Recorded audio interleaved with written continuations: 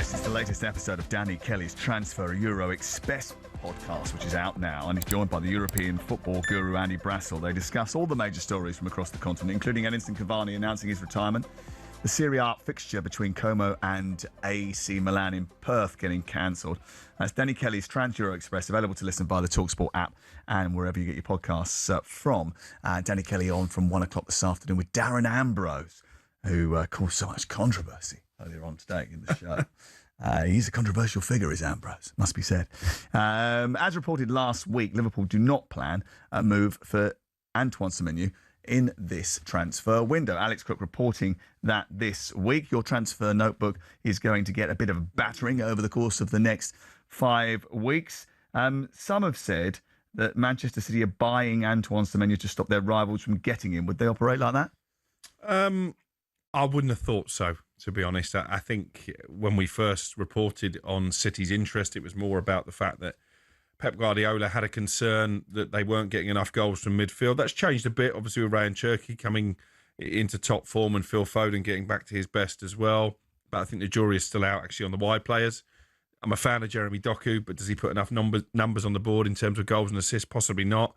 I'm not sure why they extended Savinho's contract. I think maybe he's one to keep an eye on with a view to Tottenham, who are obviously keen to sign him in the summer, because if Semenyo does come in, you'd have thought that Savinho's game time will again become limited.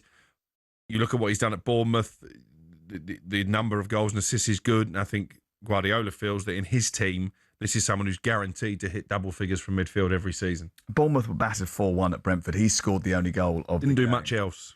Yeah, but what are they going to do without him? It's a problem because it's tough to replace a player of that calibre mid-season.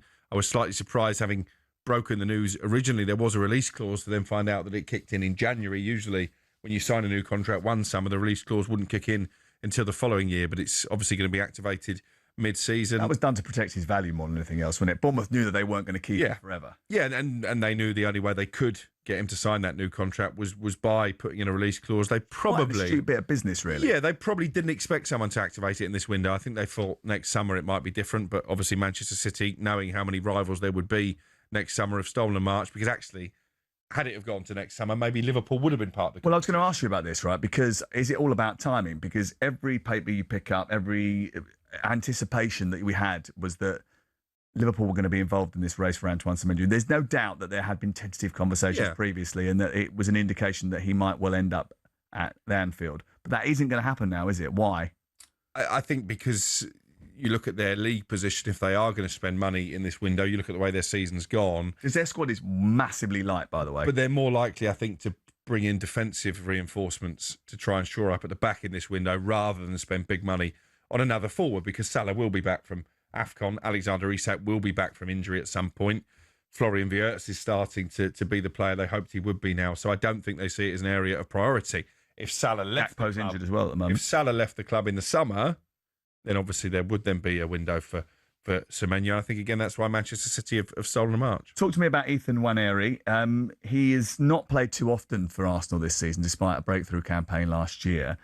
Is he going to leave in search of game time, and is that the wisest of options? Well, he certainly won't be short of suitors. You know, maybe even Bournemouth as a potential Semenyo replacement. Will this be on loan?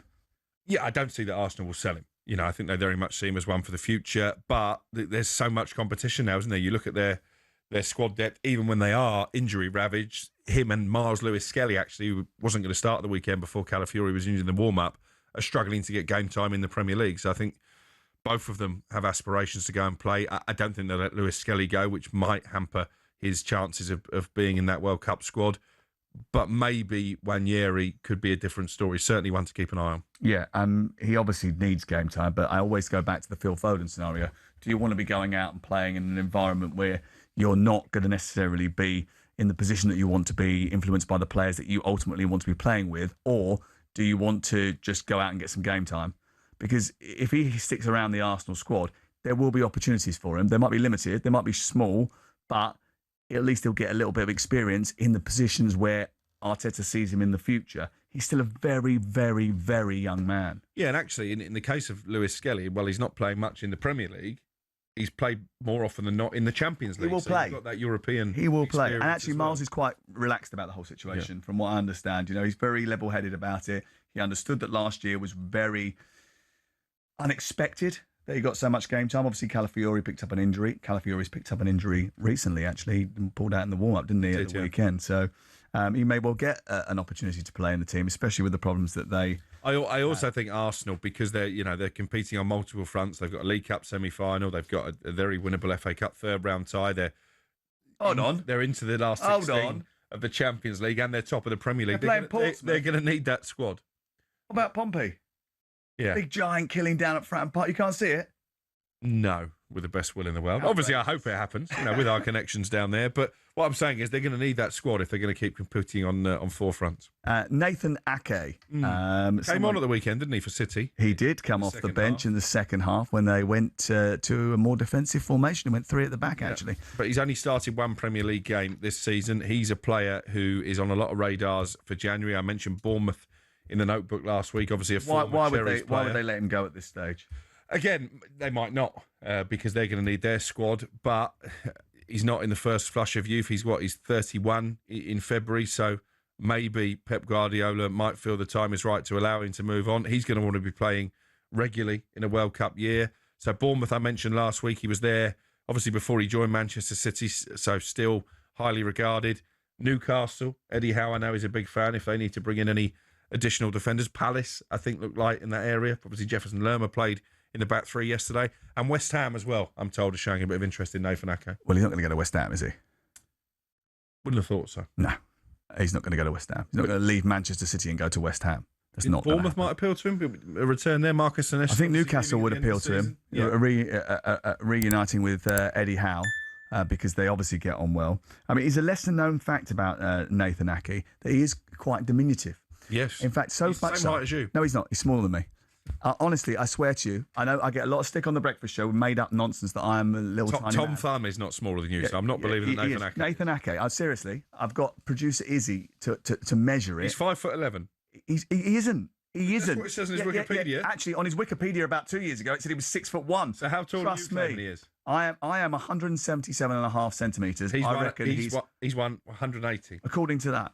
Yeah. I reckon he's at least 176, maybe 177. He is smaller than me. Honestly, I've sat in the tunnel and I was so happy to look at him and just go, I can't believe this. I'm taller than you. And I've turned around to produce this. Did you get a picture of that? And did she? No. Oh, so we got no proof. I tell you what he also is. What? He's one of the nicest smelling men in football. After a game, they come through the mix zone, the players. All the Dutch players wear this wonderful fragrance. He smells incredible. I don't mind him. He's good. He's a good lad as well, isn't he? Came through the ranks at Chelsea, didn't he? And then top guy. Ended up going off to pastures new, and he's now at Manchester City. But will he be at the end of the transfer window? Of course, the transfer window, the best place to follow it is on talkSPORT, the talkSPORT app, and our great programming that surrounds that. We've got a big program on the day itself, haven't we? Deadline day. I believe we're going to be on air at 6:30, myself and Jim White, because the window closes at 7, and then we'll go right through till 10 o'clock on that Monday night. Look at that, yes. And at the same time, I think we've got a live Premier League game on talkSPORT 2 that night. Burnley-Sunderland. Yes, we have. I think Sunderland-Burnley, but close. It was quite an easy one to move on to talkSPORT 2. Outrageous. More disrespect from Alex Crook. It doesn't stop, does it? You're listening to Matterface and Crook on talkSPORT with Selco Builders Warehouse. Check out this month's real deals at selcobw.com. Next, we'll be looking ahead to what will be a massive evening in the EFL.